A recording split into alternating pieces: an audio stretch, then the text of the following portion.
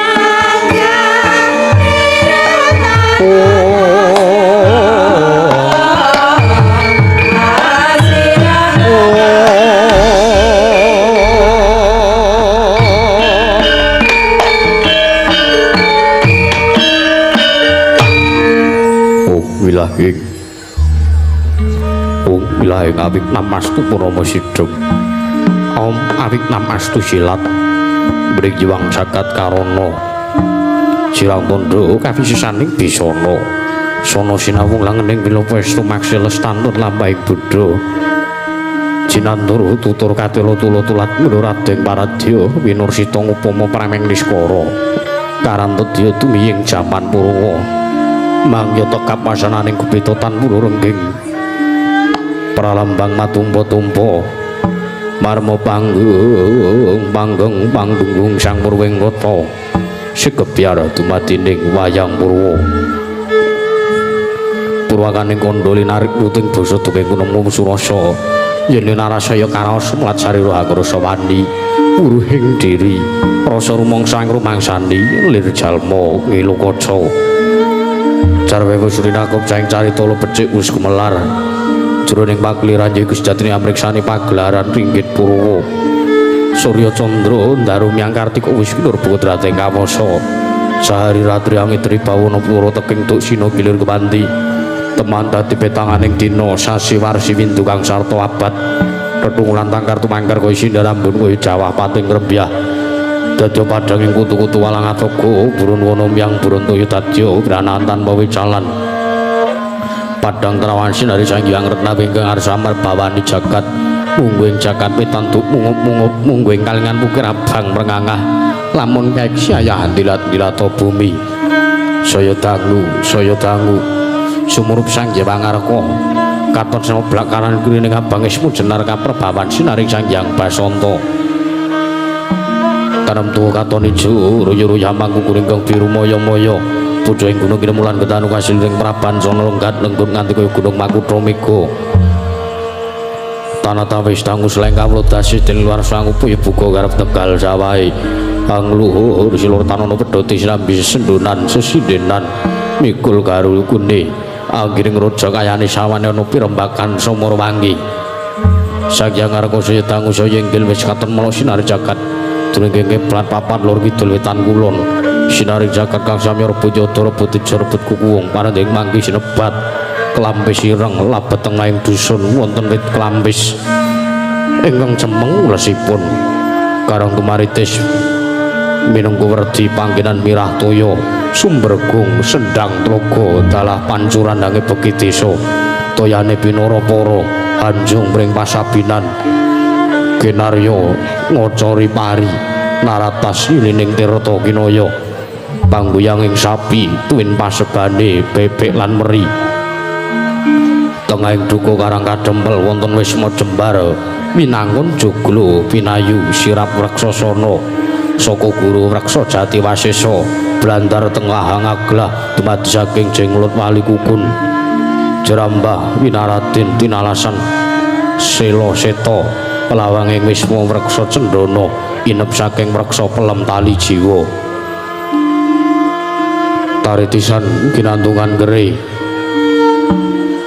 ginambaran Bathara Ismaya lagi anganglang bawana ginelar ginulung anut kabetanira naratas napting pelataran sinebaran pasir samudra sinela wedi pakuja katingal mobyar lamun ngasara ting Giwangkara dayah walataga sobeng pegagan panon bata kang kinarya pakring wisma ngayun sinangkepan regol kinarya cakruk marundan sinangkepan dilah ting jajar-jajar lamun mulat mangayun tinon tebaning pasabinan kapantok uruting Cakrawala katingal Marabawa adeking gunung bebanjengan dasare wis nungkap mangsa panen pantiup tari siaglar kaya sesotya binabar kuning gumringin katempuing maruta katon lembak-lembak yayah ombak ing jaladri mulat mangulon anangge tebaning kebon ingkang tinaneman jamu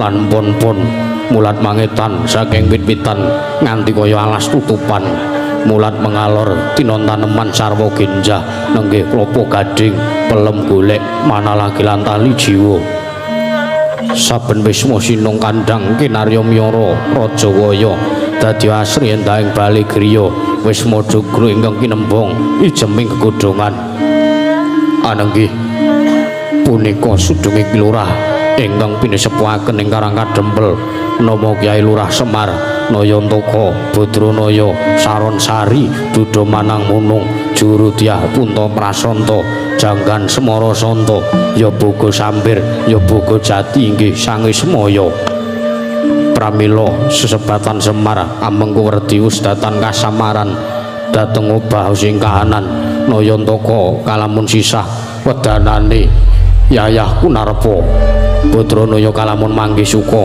wedanane pindha sasangka sumaret amengku Prabowo Saron Sari sak soleh tansah ning semaken Duda Manang Munung wujude sarwa ngewuhake Juru Dyah Punta Prasanta amengku werdi dadi pamonging satriya trahing Wita Radya Janggan Semara Santa amengku werdi dadi paran para pitakone satriya kang ngarsa anglampahi tapa brata Boga sampir yekti jalma pengawak dewa ya dewa pengawak jalma bojo gati tegese dadya peladi ingkang setya tuhu dhateng sesanggeman Ismaya lire dadya pangeja pantai Giwang Ismaya wis kasusra nadyan derajat ing aceplik nanging sebat pamong agung inggih talining jagat agenging pangaribawa ngantos binasaken ngreksaka gigire mencorong bun-bunane nadyan kenging pinidak pewayangane sahari ratri muhung damel suka akarya nak tiasing sasoma datan ngendhak gununging liyan kuncarane nganti den wastani jimat bisa ngucap pusaka kang bisa kandha nalika dinten Setu Kliwon wulan kasuda wancine tabuh sanga enjing kelurah Semar katingal lenggah ing pendopo ngadhep tepoci kula batu pacitan uwi gembili ingkang kepareng caket mangarsa nenggih punika putra Bebayun Karang Kadempel nama Kilurah Nalogaring ya Cakrawangsa ya Pegatwaja ya Pancal Pamor ya Wiryatmeja Braja Lintang inggih Sang Rangga Cetut Kuda Parawinaya Sang Das Karyana sumambung bisa manira putra panengah saking Pecukilan nama Kilurah Petruk Ronggung Jiwan Jengglong Jaya Kanthong Bolong Tong Sot Dawala inggih sinebat Sura Gendela kasampetipun tatuhu Sang Parujung lampe sireng nenggih Kilurah Bagong ya Sang Bawor ya Kacepot sawetawis dina lelenggan nanging dereng wonten ingkang nunandika kedadak wonten Ganda Arum nyrambahi Wisma punika sasmita praptane Sangya para Pandhawa kadhiraken dening nata ing Durmati Sang Prabu Sri Bathara Kresna daya-daya para kawan samya mapak rawuhira ingkang bandara mangkono tanggaping semu Sang Badranaya ingkang dereng kababaring lisan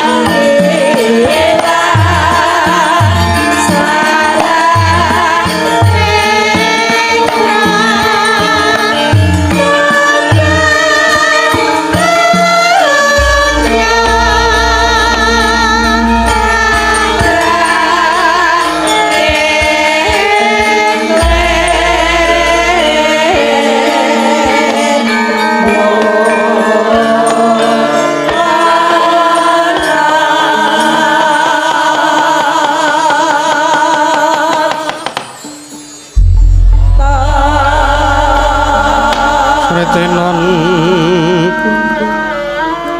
ning pasewakan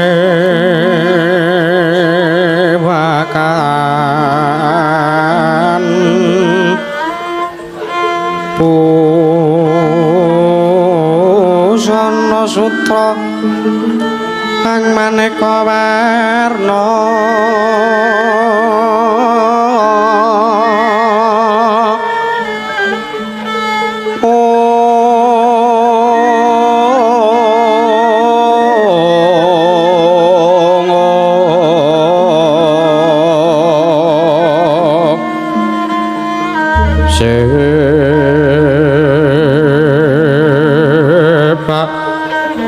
Puspiteng Udyana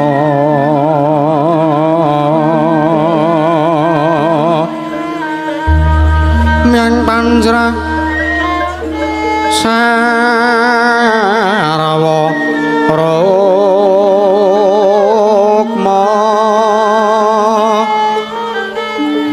Renggeng Manik Narawata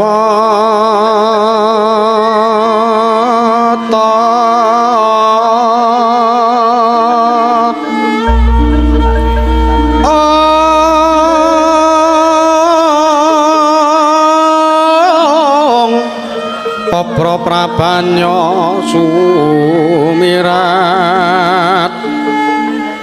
Papra prabanya kang sumirat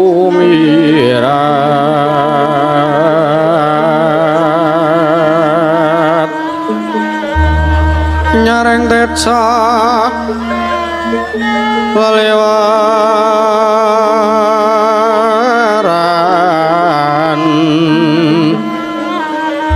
ler ke lace sereng tadet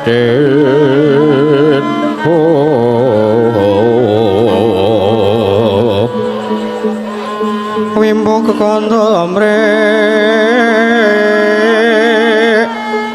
minget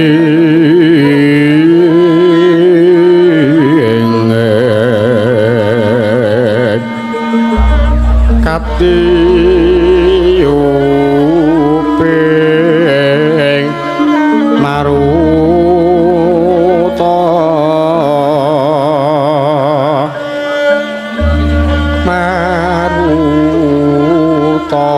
mando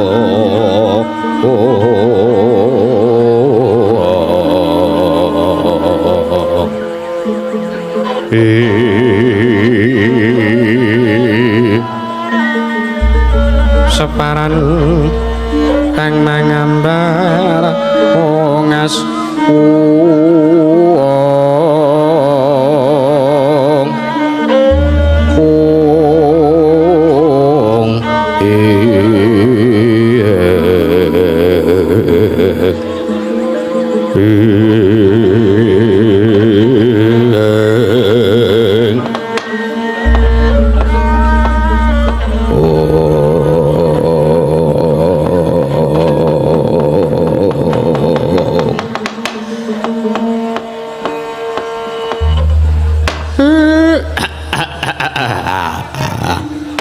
kekek ukek sak tulita mel Kula nuwun sewu sinuwun prasasat kadedene kejugrukan Wukir Sari lepaning samudra madu manah kula awit tanpa kanthi kanyana-nyana ning atasipun namung sak sudung kula mung sak gubuke Semar kula niki wong ora duwe kula niki mung wong tani kula niki mung wong kawula cilik derajat kula menika namung batur mung punakawan teka karawuhan priyagung mboten pangling menika bendara kula sinuwun Puntadewa alih sinuwun Ndrawati sak rawuh sing ngandika kula ngaturaken wilujeng Gus rawuh panjenengan sinuwun Puntadewa Niwang Agung muga tansah ngayomi mring kayuwanane Kakang Semar sak kula warga lan kawula ingkang kadempel ya Kakang Nayantaka kaget rasaku nanging gawe bombong lan gawe pengarem-arem jroning penggalih Puntadewa dene praptaku ana ing karang kadempel Kakang Semar ngaturake pambagya raharja ya Kakang muslamet sowane Puntadewa ning karang kadempel ana ngersaning Kakang Nayantaka ora ana alangan sewiji apa ya mung Puntadewa ngaturake salam taklimku muga tansah kunjuk ana ngersaning Kakang Badranaya nggih kula tampi karya bombong rasing penggalih mboten langkung kula ngaturaken sembah pangabekti kula kunjuk marang ngersa jengandika sinuwun Puntadewa sinuwun ya Kakang Semar ndak tampa tiba sepadha-padha mboten langkung dipun prayogaken anggen jengandika lenggah ya kaya wis ora kurang kepenak Kakang Badranaya menika sinuwun Ndarawati ugi rawuh mriki kula ngaturaken sembah lan wilujeng rawuh jengandika sinuwun jagat pangestu kono wayah para jagat ya Kakang Nayantaka prayoga praptaku ning karang kadempel dina iki ora ana alangan sewiji apa ternyatane praptaku ning karang kadempel iki pancen dikandhi dening Yayi Prabu Puntadewa Yayi Aji Darmakusuma ing Ngamarta rikala semana aku ditimbali supaya nyaket ana ngersane Yayi Prabu Puntadewa tumuli aku banjur dikandhi sowan ana ngersaning Kakang Badranaya Kakang Semar nggih bekti kula kunjuk sinuwun tak tampa tiba sepadha-padha nggih dipun prayogaken anggenipun lenggah iya kaya wis ora kurang prayoga menika kadidene Ndarawarkudara rawuh mriki gagah piteksa gedhe dhuwur gudhek mok simbar jaja sarawuh jengandika kula ngaturaken bekti kula kunjuk Den Ndarawarkudara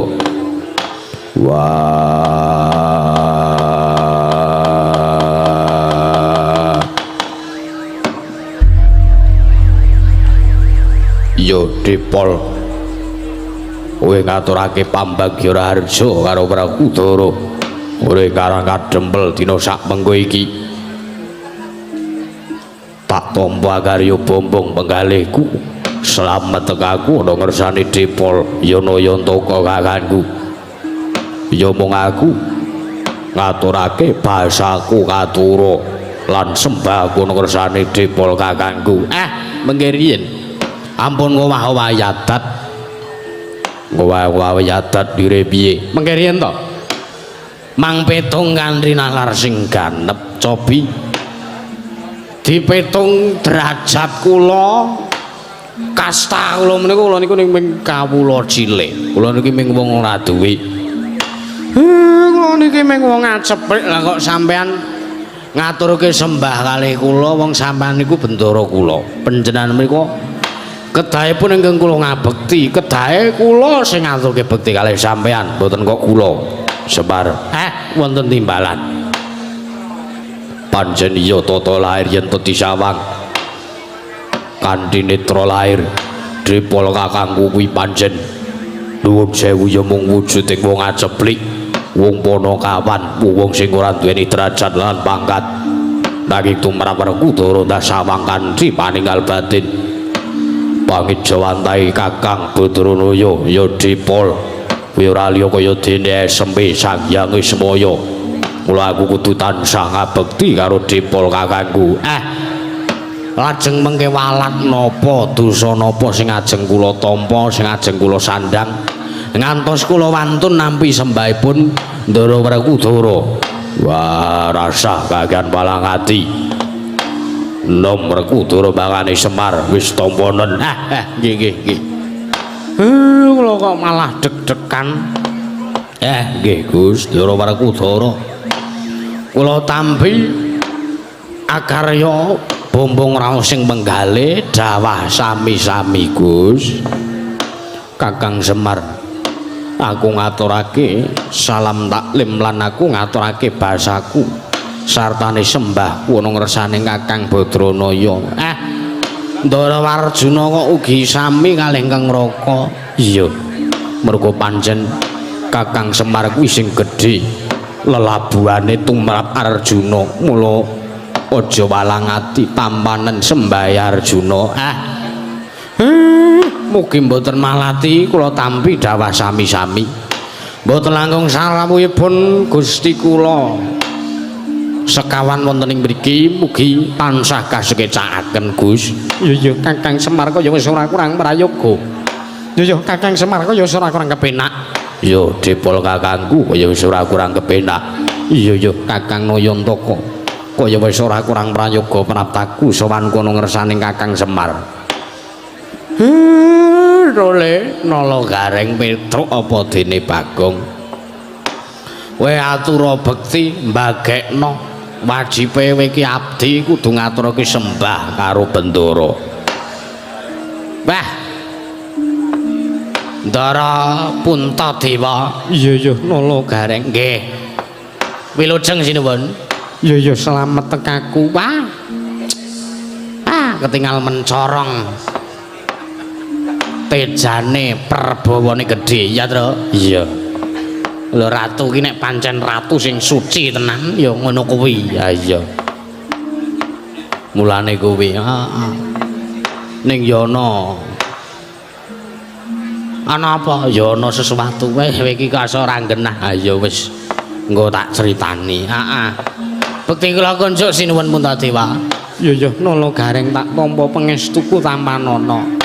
Kula punika jimat paripe ndayana ing kasantosan sinuwun Ndarawati bekti kula kunjuk sinuwun. Ya nala gareng tak tampa pangestuku tampanana. Nggih kula punika jimat Ndara Werkudara bekti kula kunjuk Ndara Werkudara. Ya nala gareng tak tampa pangestuku tampanana. Nggih kula punika jimat paripe ndayana ing kasantosan Ndara Arjuna. Kula ngaturaken bekti kula kunjuk Ndara Arjuna. Ya nala gareng pangestuku tampanana. Nggih. Sinuwun Puntadewa, sinuwun Ndarawati, Ndara Werkudara kalih Ndara Arjuna bekti kula kunjuk. Lho. Adek ngiras ta, Tru? Amen cepet. Kowe iki kesuwen dadak siji-siji ngenteni le nyauri kesuwen. Wah, jan wis ora. Ya Petruk kancung bolong tak tampa. Ya Petruk tak tampa. Ya Petruk tak tampa. Ya Petruk tak tampa. Nggih. Kula antu-antu pangestu paduka. Sinuwun. Lho. Cak ki kok nganeh-nganeh. Nganeh-aneh piye? Biasane dikon wis sok mrengkel. Gong ngaturke bekti. Nggawa apa-apa ngono sik apa ora? Nggawa gula teh apa ora? Nggawa cangkingan apa ora? Lah iki urung dikon kok wis muni. Aja ngono, Reng. Dhewe iki ngeyup kamukten ana ngersane sing Puntadewa. Awake dhewe iki urip ana ing bumi Ngamarta. Awake dhewe iki wis mangan 8 wektu ana ing negara Ngamarta. Awake dhewe mulane kudu bersyukur, aja njur kaya ngono kuwi. Eling wong urip tanpa pawitan. Iya. Dagang tuna andum bathi. Nek bathi batine sapa sing didum, ning nek tuna sing dibakul apa? Wong urip tanpa pawitan ora njaluk, ora njilih, mung sadrema nglakoni. Ha iya. Mulane nek aku etel wae mbok lelakon uripku arep kepiye wae, mbok uripku kere, ora ndek apa-apa, sing penting duwite, sing penting bahagia. Ha iya. Mergo kunci wong urip bahagia ki mung siji. Apa? Tampanen uripmu sak derma kowe nglakoni urip, insyaallah kowe sehat terus. Rezekimu kecukupan, arep kowe ra kerja, kowe mung pengangguran, nek kowe tansah ndedonga, tansah sumuyat ana ngersaning Gusti Kang Karya Jagat, kowe mesti tansah pinaringan berkah lancar barokah sehat walafiat. Ngono kuwi. Ha iya. Ning aja lali ngibadahe. Ha iya. Ngibadah ki ya ora mung trima salat, salat kuwi genah utama ora kena ditinggalke. Ha iya. Ngibadah kuwi meliputi siji sedekah. Iya. loro maca Quran lan sak liya-liyane. Ha iya. Mulane Kang Saka kuwi wis iku ora tak teruske mengko ndak dadi pengajian. Ha iya. Sinuwun Puntadewa bekti kula konjuk sinuwun. Iya iya. Ponokawan Bagong jangkep nggonmu matur jangkep. Ya tak tampa pangestuku Tampanana. Nggih kula pundika jimat. Ya Bagong tak tampa. Mengke riyen kula dereng matur. Oh iya lali aku. Wah edan. Sinuwun Darawati bekti kula konjuk. Ya Bagong tak tampa pangestuku Tampanana. Nggih kula pundika jimat. Ya Bagong kosek. Wah. Kok urung-urung kok wis arep menehi pangestu para. Bekti kula konjuk Darawati Dara. Ya tak tampa pangestuku Tampanana. Nggih kula pundika jimat.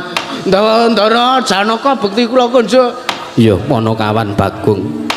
Sing banget ndak tresnani. Wah asik. Tak tampa pangestuku Tampanana. Nggih kula tampi amplope. Bagong, non aja disebutke ana kene. Aku isin dirungokke piyayi akeh. Mboten napa-napa. Sing nggon amplop pun kula tampi kantun sing transferane dereng. Kowe iki ra ngisin-isinke ngono kuwi to Gong kowe nampa apa? Ya wis ana. Bisnis. Iya. Ya ngono kuwi wong ki nek bersyukur menjalani hidup rezeki iki sing jeneng rezeki iki sangkan pananing dumadi. Ha iya. Ora kanthi kanyono-nyono wong ki nek bersyukur mesti teko dhewe. Ha iya. Ora usah kowe njaluk-njaluk ning pinggir dalan, nyuwun Pak, Bu, Mas, Mbak, Dik. Wah, ora jalan ngono kuwi. Ha iya, malah ora ndadekke berkah. Ha iya. Nek kanthi kowe mensyukuri urip lan nikmatmu sing diparingke Gusti, insyaallah. Iya, waton kowe budidaya. Iya. Mesti bakal diparingi karo sing gawe urip. Iya. Nyuwun sewu sinuwun. Sasampunipun kula nampi rawuh jeng andika. Niki pahit niku. Ah, niku pahit. Kowe iki ra ganggu sik to iki bapak arep matur. Ya ora nggo dolanan cangkem, ha kowe iki risih ora. Bagong menengo sik. Nggih, Bapak. Sasampunipun kula nampi rawuh jeng andika Gusti kula ingkang sinuwun. Ingkang sinuwun. Damel kaget penggalih kula dene kula nampi rawuh jeng andika. Monggo mboten kados dene adat ingkang sampun. Ning atasipun kula niku namung derajatipun batur tartentu mbok bilih menawi jeng andika nggadahi bot repot utawi jeng andika kepengin tandang karyanipun ingkang abdi pun Semar tartentu kula kedahipun dipun timbali wonten negaring Amarta. Lah kok malah jeng andika rawuh teng mriki. Kaget kula sinuwun. Monggo kahanan ngomah kula niki ora duduwen. Wedang ya mung sakanane, teh cenceman dek ingi kula nggo melih. Kula mung sarwa-sarwi kekirangan pacitan kula nggih ming sego aking ming gogek ngoten niki sak entene. Kula niki rumaos isin, kula niki rumangsa rendah. Derajat kula ming Ponokawan kok kula dirawuhi priyayi agung ki leh kula arep nyuga nganggo apa? Mila sinuwun. Kula aturi paring dawuh ingkang tetela. Rawuh jeng andika wonten mriki menika wigatosipun menapa sinuwun kula nyadhong dawuh. Kakang Semar, wonten timbalan.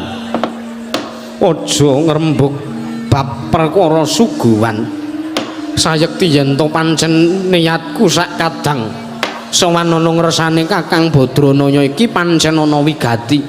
Lan ya mung Kakang Badranaya sing ndak butuhake. Lan anggonku sowan ngersane Kakang Badranaya iki diesemi dening Kakang Nayantaka Puntadewa sak kadang wis rumangsa seneng aja meneh kok disuguhi panganan unjukan lan sak piturute ngibarate wong sing seger sing tanpa ngombe wareg sing tanpa mangan yen to sowan ana ngersane Kakang Nayantaka iki tansah nyenengake penggalih kuwi wae wis cukup kanggo Puntadewa sak kadang Kakang. ngerti mau tak tukokne martabak. Gawe iki kaya ora ngerti nek sinuwun pun tak ora rawuh. Lah reti aku mlayu ning ngawen sedilit nuku martabak. Ayo wae iki ya wis sakanane ora. Kok kowe ora kabar-kabar. Mungkin Ndara Arjuna, tak kira iki Ndara Arjuna WA aku ki mung karo rene dhewe. Jebul kok nganti sak kadang. Ya mbok menawa wigati mir dangunen mir. Iya. Mbok menawa SK arep medun. Iya. Rasa mikir sing werna-werna sik kowe. Matur sembah nuwun. Bahagia ingkang tanpa upami ingkang kula raosaken, Gus. Salajengipun wonten maring dawuh menapa kula nedya nyadong dawuh, Gus. Kakang Semar, kula wonten timbalan. Kena ngapa to sababe dene Puntadewa sawanana kersaning Kakang Nayantaka. Merga pancen telung candra sing tak rasakake iki atiku katon suwung Kakang. Lha pripun? Liripun kados pundi dene sing ngendika kados mekaten. Kuwi anu kae lho, Pak. Sinuwun Puntadewa ki rumangsa dalane rame atiku sepi. Ngono kae lho. Kuwi ana sesuatu kuwi. Wah, koyoke galau kuwi, galau ditakoni wae. Kenging menapa kok sing ngendika kados ngaten sinuwun? Sebab jalaran pusana tulung candra 10 dina ri kalungguhan dina sak mengko iki garwaku ya prameswari negara ing Amarata ya Widyajeng utawa Yayi Wara Drupadi garwaku puncat saka negara Ngamarta.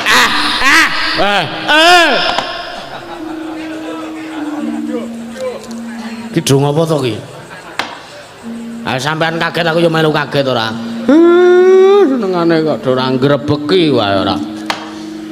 Gusti Ayu Wara Drupadi oncat saking negari Ngamarta. Iya. Lah teng pundi lungane? Yen to aku ngerti lungane mesti wae aku ora rene. No wong kok ya mbok ya mikir, heeh Semar ki goblok. Wis cetha takon rene iki sambat ora dingerteni lungane Gusti Ayu Drupadi nang ngendi kok isih takon lha lungane nang ngendi lha mbah lah ngerti lungane nang ngendi ya ora rene mesti langsung digoleki dituju dijemput kanthi mobil Alphard. Semar ki sok neka-neka wae ora lah larah-larahe kepripun kok saged mekaten ya mung rikala semono nalikane tabuh wanci 8 bengi bareng isa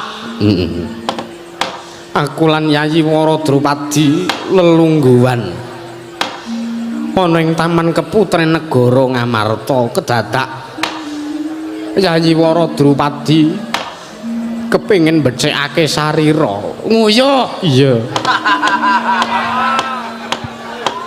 Dadak dibasake becike sarira nguyuh ngono wae wis. Ayo iki ratu ki basane kudu ditata. Dumadakan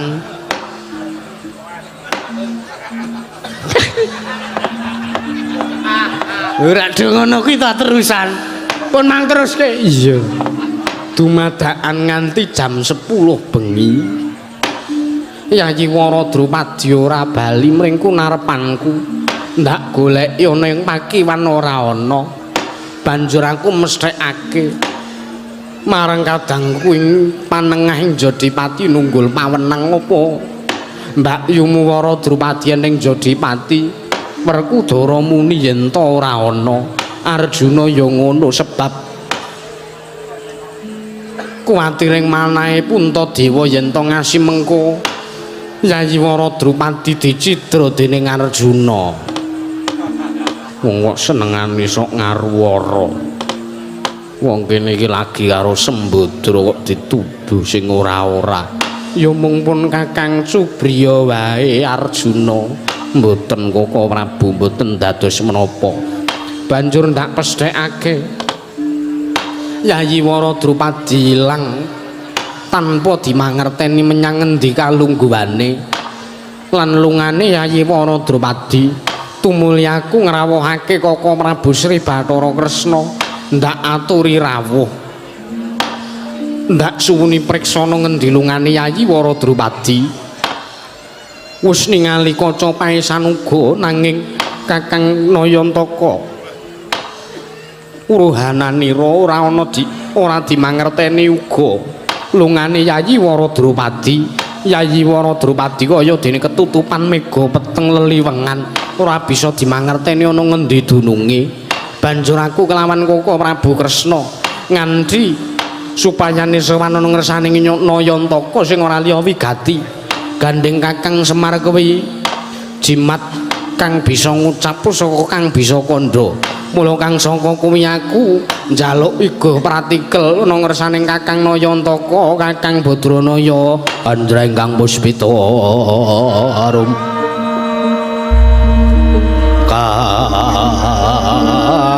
kasilering samirana mri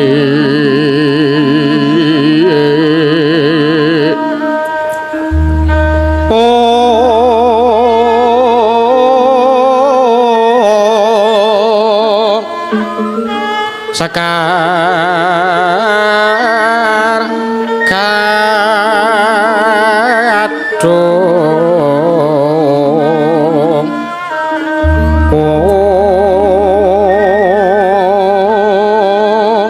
ngas gandanya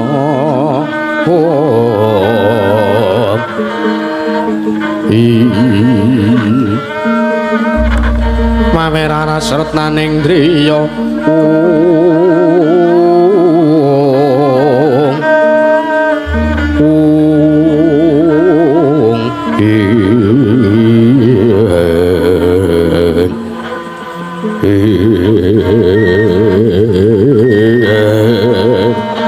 akono dandan sing ayu menora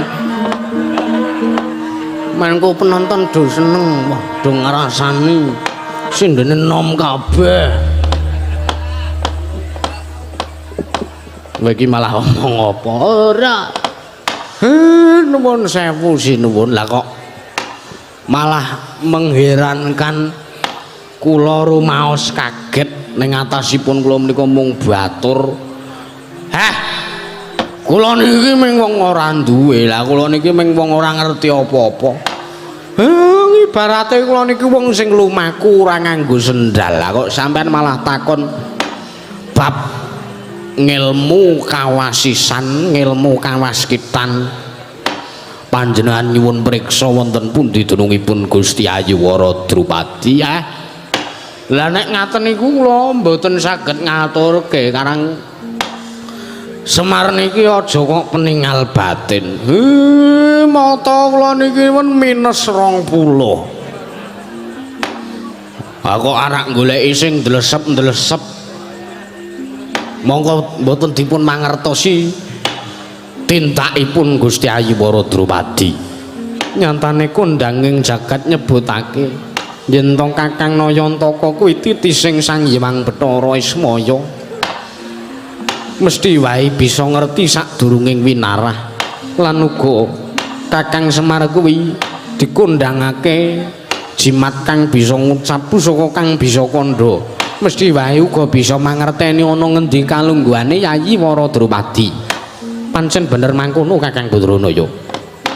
Rikala semana Yayi Prabu Puntadewa ngandhi kelawan aku nata Ndrawati supayane sopan urusaning Kakang Semar sing ora liya wigati praptane Yayi Puntadewa ngersaning Kakang Semar kuwi ya mung merga pamrayogaku pamrayogane nata Ndrawati supayane nyuwun priksa marang ngersaning Kakang Badranaya. Gandeng Kakang Badranaya kuwi uga pangejawanting Sang Hyang Bathara Ismaya. Mula ku uga tansah mangerteni sak mobah musiking Yayi Wara Drupadi. Yayi Ratu Wara Drupadi menyang ngendi mesti wae Kakang Semar bisa mangerteni. Ya dipol pancen kuwi bener. Nadyan to dradane Semar kuwi wong-wong aceplik wong loro saudon telu saurupan nanging yen to bab kawasisan bab kawasitan mesti wae dipol kakangku go mangerteni iya Kakang Semar ndak tulung kanthi banget ndak jaluk kanthi banget Marata Dyaki Kakang Badranaya gawe asrana supayane Kakang Mbok Ayuwana Drupadi Sadyaki kundur bali mring kunarepane Kangka Prabu Puntadewa Kakang Badranaya Sikra kang bala tumingal Warang campo sanyong teli Lerot matet pilateng kota Danyangkung mangun sang niti Menjang sangat cemicil Aladin nyong taliwus Prasta Surawilangga kaya buta singa wragil pasti jangga dendanya mangambek baya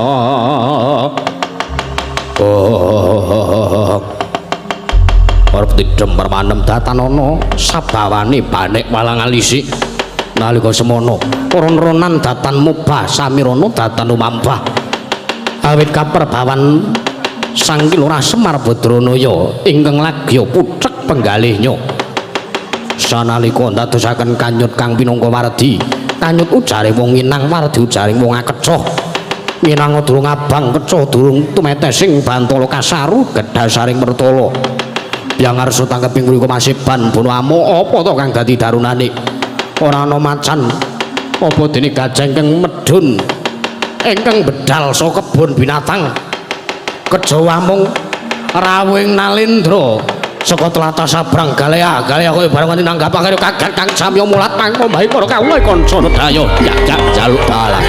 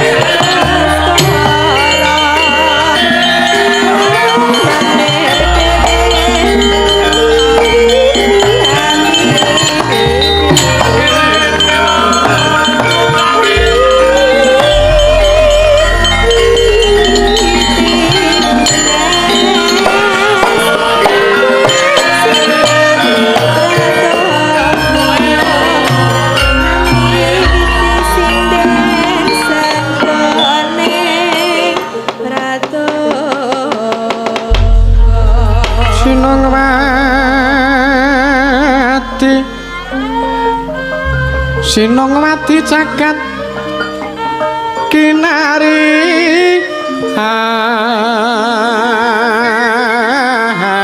among mbak lumembak ombak ing samudra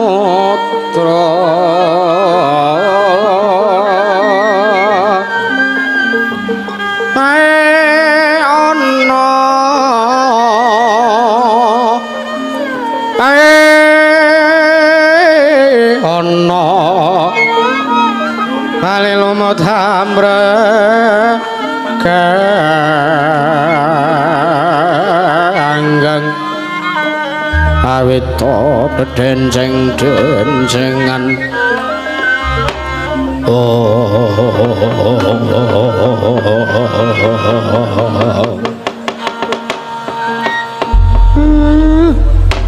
Lah kok mengagetkan Mengagetkan ki basa apa mbok sing cetha to mir kowe kira. Nang kene ki sing rawuh ki priyayi-priyayi sepuh kabeh kowe kok mengagetkan dengkele atos iki. Gawe kaget ning atase tole aku urung rampung. Malah aku urung sempet urung kober matur ana ngersane bendaramu sing nyuwun mriksa ana ngendi kalungguhane Gusti Ayu Wara Drupadi modar arek kleru arek aku ki wong Gunung Kidul muni bayung ya basung muni bayem ya basem muni ayu cantik wedi keblegong ngene kok lah kok iki trole kusik iki kok ana wong mabior sandangane nala gareng apa iki kancamu wah udu aneh aku kan dikanca outfit kaya ngono aku ki meng kathok lepis ora ganti-ganti kan dhisik wah kuwi lho was mambior kalunge emas wah tumpuk 5 edian sugih wah kupinge dipersing emas nganti gloyor wah tindikane wah sedan irunge nganti kaya ngono mau aku tak sawang mesem kok ketinggal katok kelop untune jebul dipager emas jebule ya wah sugih iki Pak sugih ora duwe kancaku ming wong kere-kere kok aku kok kekancan karo wong sugih iki harus ditendang dasku kon lungguh iya sing mburi men ketok iya mesti ana sing ngati iya Petro apa iki kancamu dudu Pak anu sanes wong aku ki ra ndek kanca kaya ngono kuwi kanca-kancaku ku ya kaya gentho mongko kuwi nek tak sawang kok wah sandangane katon nabior iki ratu sugih tenan ora Pak kudu kancaku nala sapa ora Bagong apa iki kancamu dole tuh kancaku ki lemu-lemu padha aku kancaku ki ya bangsa bronjong mentok ngono kuwi iya utuh aku ora ndek kanca kaya ngono kuwi tur nek iki wong kuwi ki Nalendra Resik kok iya nek kancaku ki wah kanca-kancaku jenis kabeh aku tahu kelepetan dosane ning alhamdulillah wis iso mari iya ayo nek ora sing ngajari ya kanca-kancamu kuwi kanca-kancaku iya wis pokoke ngangger lunga wong telu aku bronjong mentok rani wah kuwi wis pembahasannya wis di luar nalar iya lah iya to tenan kuwi iya wis anggere mobil siji sine wong papat kuwi wis ora nek sing genah iya wis kancaku ya mung kuwi iya kepepet liyane ya berarti Liondrayan iya kepethuk ning dalan terus bareng iya ora aku ora duwe kanca ngono kuwi Pak iya mengke riyen sinuwun kula nuwun sewu katingal datan mobah datan musik kunarepan jengandika kisana menawi kula tingali saking busana panjenengan menika Nalendra kula nuwun sewu panjenengan menika Nalendra saking pundi sinten jejulukipun lan kula nyuwun pangapunten sampun kinenten kula menika wanuh yekti saweg sepisan kula menika wanuh tumambuh marang kersa jengandika sinuwun kisana panjenengan menika Nalendra saking pundi kisana lah kok meneng wae kula nuwun sewu kisana panjenengan menika Nalendra saking pundi sinten jejulukipun kisana wah micek kuwi fix genah ora ngono kuwi to orang iki Ratu Agung ora iki nek ora tak gugah oh lah merem kok riyip-riyip matane ora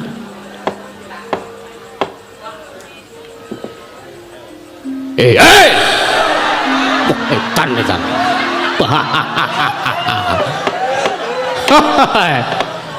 Wah, edan. Age wae makler ira wong wedok ayune ora sama. Lah kok digugah lehku Nendra keparat. So sing aku mau. Kula. Wah, edan. Sekarang sampean ki ditimbali bapak kok malah turu ra. Wah. Lali aku wah edan. Wah, wonten dawuh. Nuwun sewu ki sanak. Napa jenengan niku capek kok dugi ngriki sare. Wah, edan. Wah, edan. Ya pancen dina iki aku akeh gawean. Wingi sedina rakor pendamping budaya. Kesel ora sebaene biyo arep rene iki mau aku pijet. Wesik. Apa ya bener kene iki omahe sing jenenge Sumar.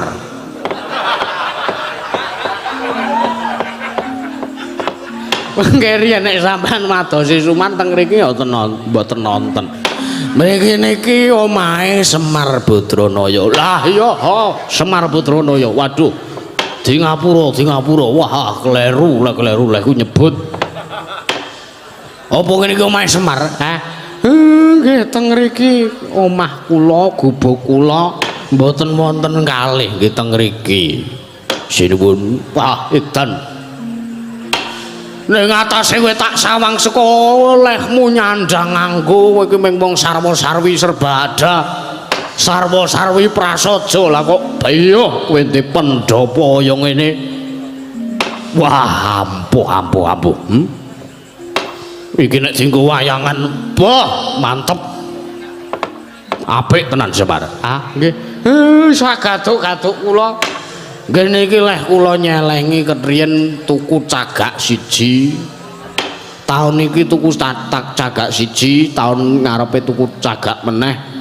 Njur mengke dari tahun ke tahun mengke nglumpuk dados pendhapa kaya ngeten iki nggih sak rupa-rupane. Ora. Iki jan apik tenan pendapamu. Pendapamu jan apik tenan. Piye? Ya monggo emane ana pendhapa gedene semene kok. Sing separo gendeng, sing separo asbes. Pendhapa cara ngerti ngene iki. Niki niku karang kula ajeng tumbas gendeng niku danane pun mepet. Pun tek-tekan kula ngedoli napa-napa mergo anak kula si ndower niku kalah lae judi online. Nganti dol-dolan apa-apa.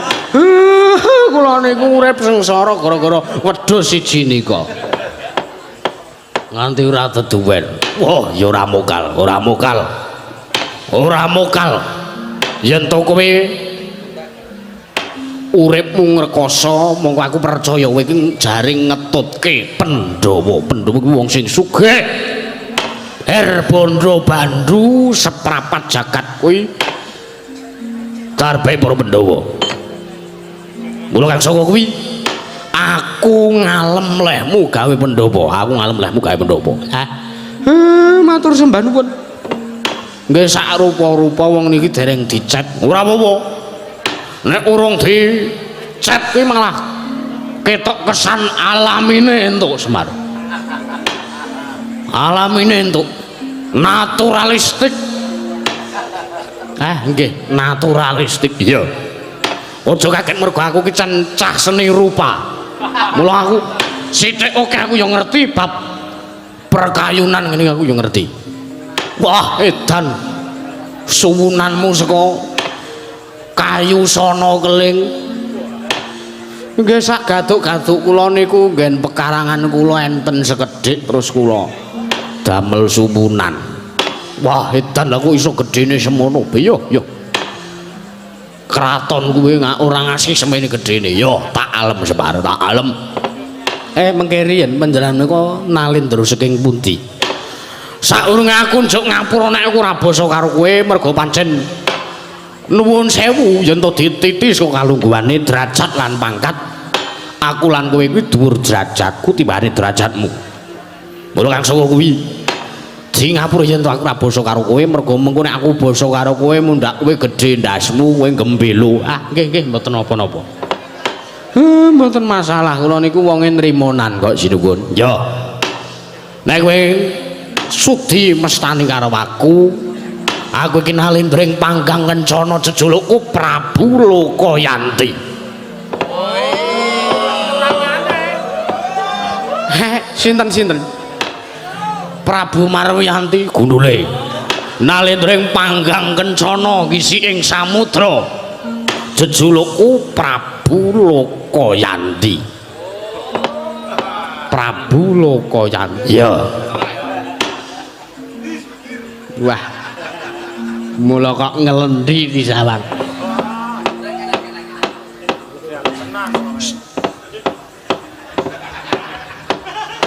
Kaget aku wah jane ora jenenge kok Yanti. Wah ya ora mokal. Yanti ku sing ngetutke aku kae. Ha ya wis. Kowe menengah, kowe menengah. Heeh. Kowe bengi iki dikawal. Heeh. Asem aku wingi tanggal 30 diawasi bojoku kowe. Tak sawangi monengen iki wis kaya ora ana sapa-sapa kae kok tak sawang gak ceglek tak ulu ngono. Bareng ngono kok ana sing muni siji. Loro. Wah, sengsara aku ora bebas aku. Anak bojoku nyusul sebule wah jan tobat. Prabu Lokayanti. Iya. Aku nalindring pangkang kencana Prabu Lokayanti. Wontene wigatosipun wonten ing mriki. Sepisan aku tilik marang karaharjanmu, ternyata kowe iki dikondhangke Pamong Agung.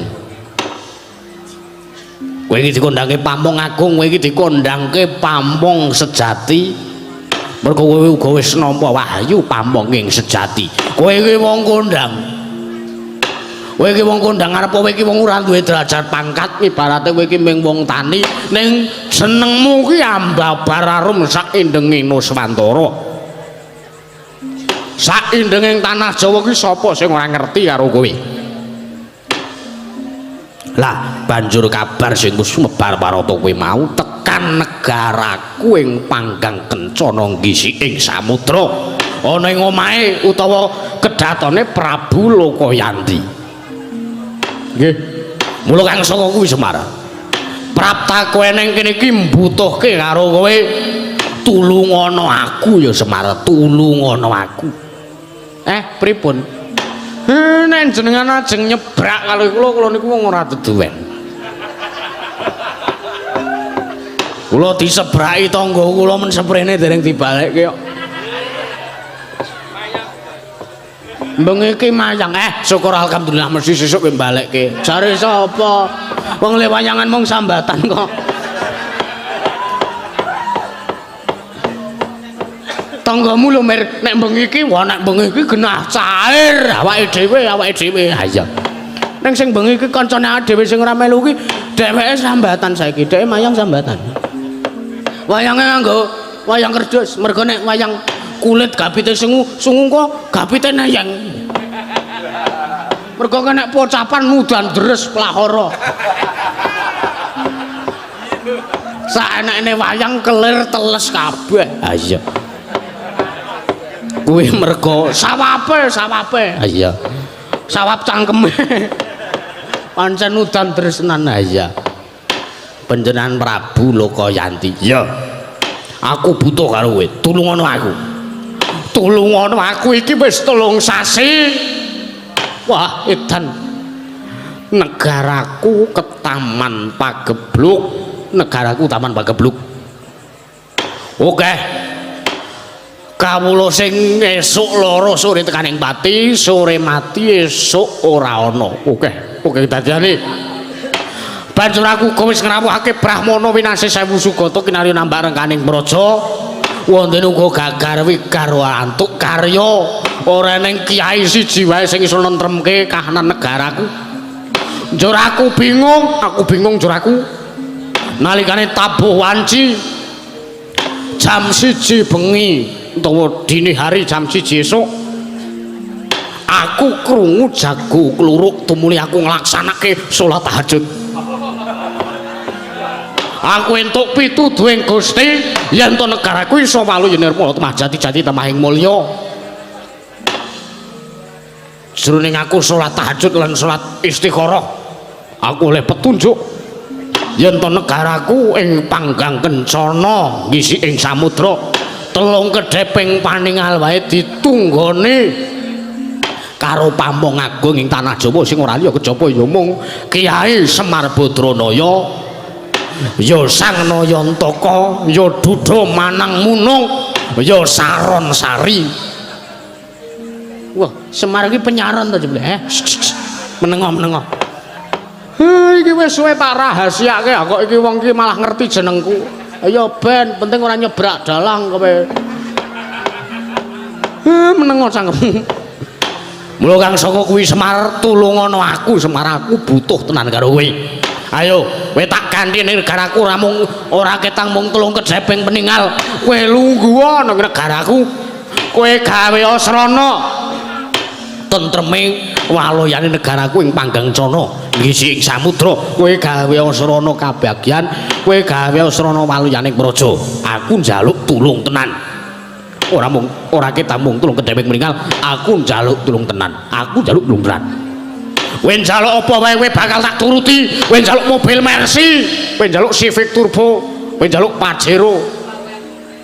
Kabeh tak turuti. Omahmu iki wis apik. Sing separo asbes iki tak ganti gendeng kabeh. Aku saguh. Kasembatan nek kowe gelem tak boyong negaraku. Ora ketang mung tulung kedheping meninggal. Anakmu telu kuwi tukoke mobil dhewe-dhewe, tukoke sapi dhewe-dhewe, men ngingu sapi ingon-ingon Rajagaya. Kabeh men ngrembaka. Anakmu sing duwe usaha apa? Matur karo aku, waton kowe gelem tak boyong ning negaraku. Gawe srana dadi srana wali ning praja. Ning panggang kencana kowe bakal tak wenehi apa wae sing pok gelem utawa sing pok bingini mesti bakal kasempatan saka kersane Prabu Lokayanti. Ngono Semar. Nggih. Ning yen kowe ora gelem tak boyong, kowe ora gelem tak boyong ning negaraku sing gedhe pangapuramu, paripeksa aku kudu ngrusui karo kowe, kowe kudu tak judak kewajiban mulyane, kowe kudu tak boyong ning negaraku. Sekarang juga. Wis kuwi aturku. Akeh luputku, njaluk ngapura. Assalamualaikum. Nggih. Matur nuwun. Saderengipun ngaturaken kasugengan rawuh jengandika Gusti kula kenging sinuwun Prabu Lokayanti. Ya. Salajengipun sugeng rawuh wonten ing gubuk kula nggih kaya ngeten iki gubuke Semar. Sarwa-sarwi kekirangan sak wontene. Ora apa-apa, aku malah seneng omah kaya ngene iki. Wosik kae kok ana kamar lawange pirang-pirang. Niki niku karang kula niku caket kalian tempat wisata. Dados saking pemerintah ingkang ngawontenaken tempat wisata Dharma Wisata menika kula wau. Dawuh kalian kula kapure griya kula menika dipun dadosaken homestay.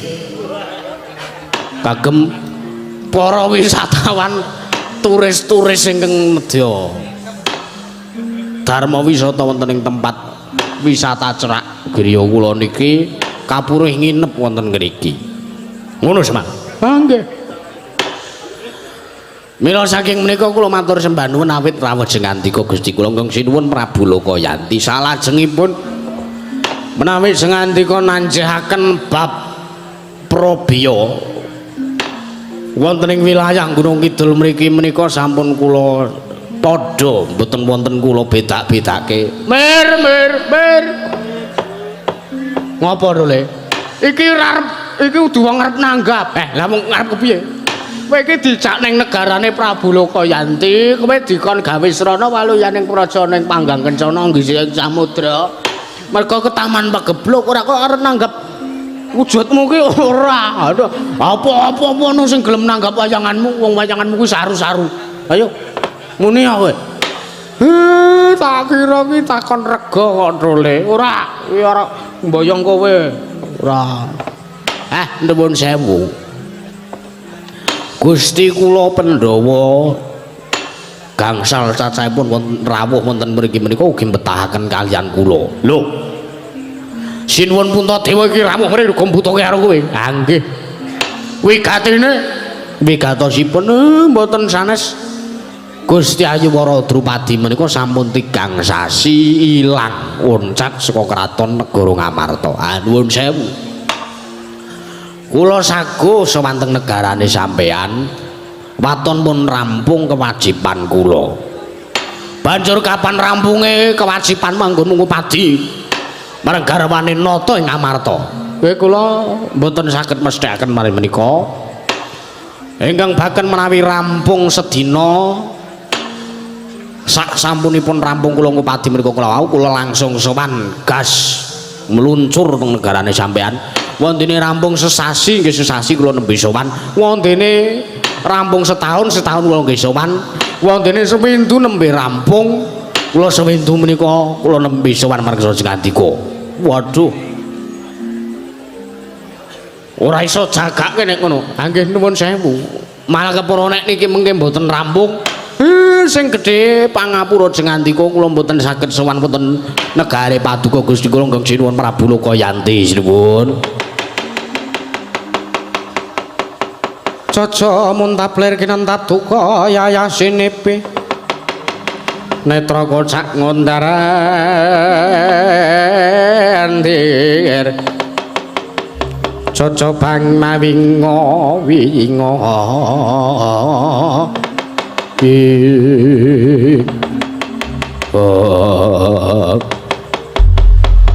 wah gawe gelane atiku ucapmu jawabmu kang kaya mangkono Semar. Ya. Nek kowe bloko karo aku, nek kowe wegah sawaning negaraku, kowe mung karek omong ora sakit berkudeng. Aku kuwi sedek kewajiban iki.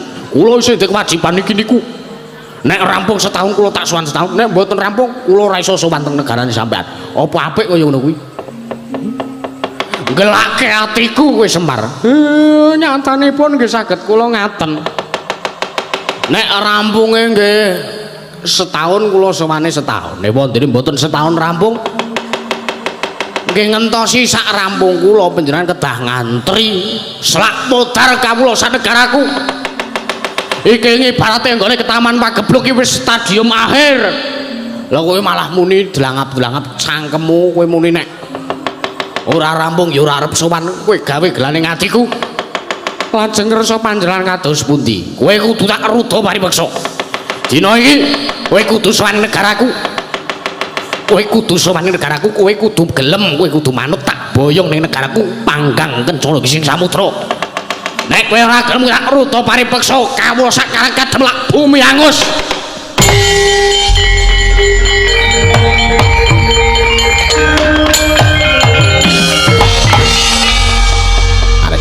Tarik baru iblis lanat keparat. Nono gareng ki arep ngopo? Meneng. Iki jenggotmu nyantoli, meneng. Meneng. Sampeyan tak bilani, ora sakekan bergudeng. Semangkean Nalendra Marwiyanti. Iblis kowe. Lho. Ya nang mong kaya kelinci dengkulmu melocot. Iki anak embarep Semar ayo. Muni piye kowe mau? Kowe mau muni piye? Semar nganti ora gelem tak bayi negaraku. Lah tak mruda paripeksa kawula sakarang kadempel tak gawe karang abang tak gawe sungsang bawana. Tak gawe bumi angus. Wah, Bagong merem kok ya wis kowe sing ngamuk. Apa mbok kira kowe muni ngono kuwi apa kowe ora noleh? Apa kowe ora ngerti nek ning kono mau lungguh Atmaja pembayune Semar Badrana sing besok bakal gumanti kalunggane Semar momong tanah Jawa. Dengkele atos. Wong tanah Jawa minggat nek sing ngomong kowe. Ora iki minggu meden-medeni ora. Kowe menengo, bapak diem dulu iki tak belanane, iki tak rampungane. Lah kok sampean kaya ngono kuwi? Sampean diucap sing kaya ngono kuwi apa wis mbok pikir nyok munyok? Apa kowe wis mikir eneng kene iki ning Gareng apa ora? Eneng kene ning Nala Gareng apa ora? Eneng anak-anak Semar apa ora? Lah kok sampean waton ngucap, kowe ra gelem tak boyong kamu tak karang abang. Lho iki lin Mas karang kadempel. Aja waton bisa ngucap kowe, semangkean kowe. Wah, ora wedi karo dapurmu. Ane kowe ra wedi karo aku. Ayo nang ngendi papan neter katikan. Ayo metu njaba laden ana krijaku barang. Wah, semangkean ora.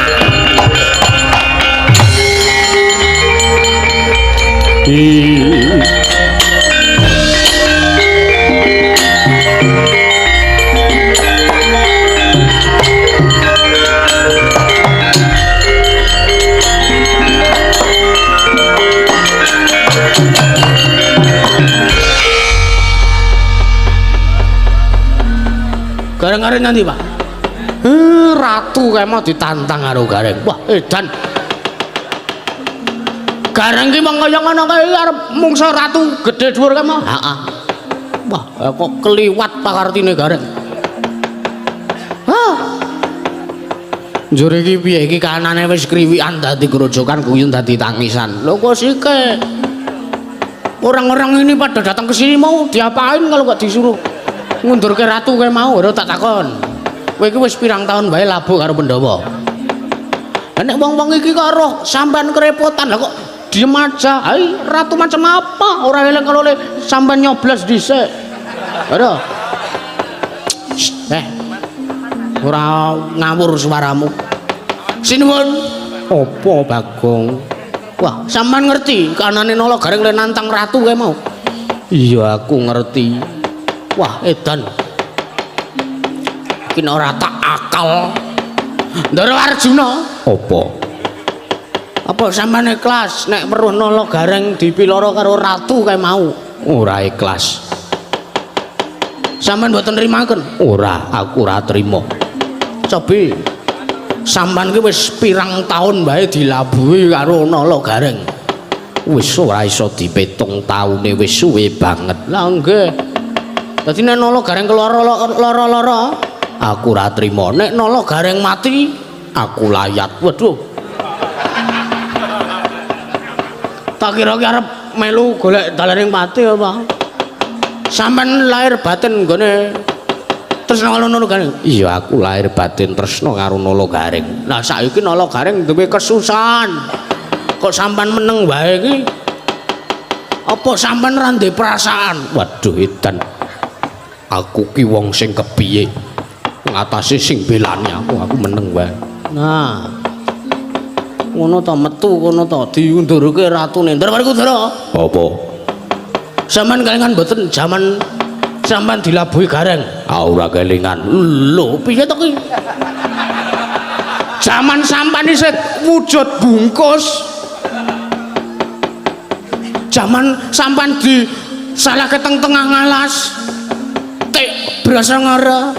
Ha sampean ora kelingan nek sing nunggaki sinten? Gareng Den. Sing nunggaki Gareng. Iki aja ngasi iki mengko Ndara Werku Dara sing tesih wujud bungkus menika direka daya dening mungsuh. Lah sing nunggu niku Nala Gareng nganti mati-matian Nala Gareng niku arep dipangan macan barang. Apa ya ngono? Ngono. Matur nuwun lengun cali amplop matur nuwun. Sampeyan kok weruh Nala Gareng arep dipulasara karo ratu kemo, sampeyan meneng wae. Lah apa kuwi? Nek ngono Nala Gareng nglabuhi karo aku. Nglabuhi karo sampeyan coba to. Coba nek sampeyan ora dilabuhi karo Nala Gareng, sampeyan dhisik wujud bungkus. Sampeyan wis pecah bungkuse, sampeyan ora sida urip ning alam donya, ora sida dadi satriya ing Jodipati Raden Rani Wahyudi. Niku sampean mangeling-eling niku. Sing mbela sampean niku Nala Gareng bae ora bae-bae. Nala Gareng niku arupa wujude kaya kelinci. Ning nika ampuh tenan. Nek ngono Nala Gareng dilelabuhan karo aku. Lah dilelabuhan wae gedhe. Wah edan. Aku kudu nulungi karo Nala Gareng. Nah, rak ngono, pading anane. Sampean Dilabuhi napa Nara Gareng? Akeh banget. Kok mboten belani? Nek aku iso perang ngono, Apa nggih pun jenengan lenggah teng mriki mawon, pun. Nggo kula kanthi teng mriki nggo. Pun lenggah teng mriku. Pun teng mriku mawon saya mawon. iya. Saman dilabuhi napa Ale Nara Gareng? Ha akeh banget. Jaman nalikane ono aku disingetake ning Widara Kandang. Heeh, jaman melu Mbah Kuat. Ana ing Widara Kandang. Bapak Sagopa, Ibu Sagopi sing nglabuhi aku Nala Gareng. Lah, Kula ya melu wae, aku ya melu. Aku ya melu kae. apa iya? Enggak. Aku ora tau roh irungmu. Wah, kula iki karang irung kula pesek dadi ra ketok. Sampeyan labuhane kathah tumrap apa Nala Gareng labuhane kathah tumrap sampean. Akeh banget. Saiki Gareng arep dipulosol karo ratu kae mau kok. Sampeyan meneng wae. Waduh, nek ngono aku duwe utang budi karo Nala Gareng. Lah duwe akeh banget. Waduh, edan. Ora nyangka yen to Nala Gareng duwe labuhan kang gedhe karo Kresna. Wes, piye Mer? Tentrem kahanane Mer. Nek ngono wis dukun budal dhewe-dhewe wae. Kakangmu Nala Gareng ka diawat-awati lho. Siap awat-awatane lah. Ayo truk melu ayo.